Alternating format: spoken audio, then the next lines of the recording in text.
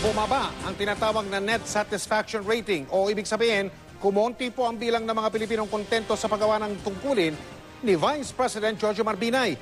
Yan po ang lumabas sa pinakabagong survey ng SWS na isinagawa nitong Setyembre. Ang mga leader naman ng ibang sangay ng gobyerno ay tumaas ang rating.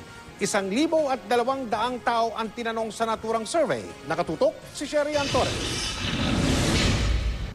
Bumagsak ang net satisfaction rating ni Vice President Jojo Marbinay sa pinakamababa nitong level mula nang umupo siya bilang pangalawang pangulo noong 2010.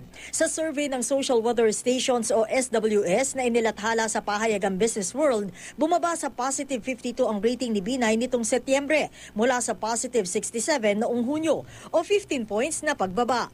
Isinagawa ang survey mula September 26 hanggang 29, panahon kung kailan lumaki ang issue kaugnay sa maanumalyang Makati Building 2. Gayunman, nasa kategoryang very good pa rin ang rating ni Binay. Mas mataas din ang net satisfaction rating ni Binay nitong Setyembre. Yung question namin sa top officials and top institutions of the government, standard ito na tinatanong ng SWS, hindi ito commissioned. Gayunman, masaya ang kampo ni Binay sa resulta ng survey.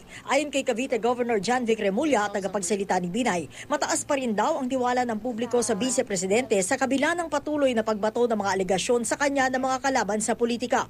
Patuloy daw magtatrabaho si Binay. Pero si Professor Bobby Tuazo ng UP Senpeg, nakikitang malaki ang negatibong epekto nito sa ambisyon ni Binay sa 2016 presidential elections. Posibleng mabawi lang daw ito kung magpapaliwanag ng husto si Binay. It's a wake-up call kay VP Binay. Kailangan siyang magsalita pa at magbigay ng convincing arguments to dampen yung mga negative perceptions.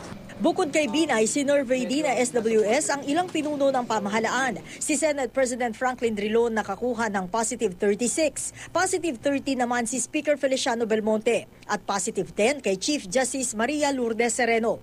Naniniwala naman si Speaker Feliciano Belmonte na mas mataas sana ang rating ng Kamara kundi nabahira ng charter change. The notion of political amendments to the Constitution, like the notion of term extension or lifting of the term limits, yun, may mga kanyon. May mga, those have political repercussions. Si Sereno hindi na raw magbibigay na reaksyon sa resulta ng survey. Nakafocus daw ang Korte Suprema sa trabaho. Wala pang pahayag ang Malacanang at si Drilon sa resulta ng survey. Sherry Torres, Nakatutok, 24 Oras.